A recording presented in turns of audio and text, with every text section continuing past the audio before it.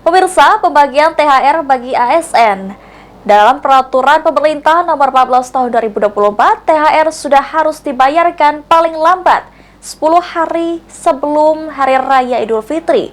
Namun, hingga kini pemerintah Provinsi Sumatera Selatan akan menyesuaikan arahan dari pusat.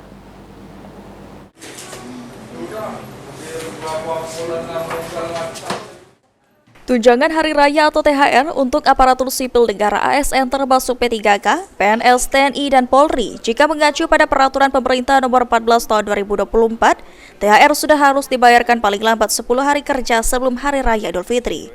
Namun pada tahun 2025, THR rencananya akan diberikan lebih awal dari biasanya, yakni 3 minggu sebelum perayaan Hari Raya Idul Fitri 1446 Hijriah.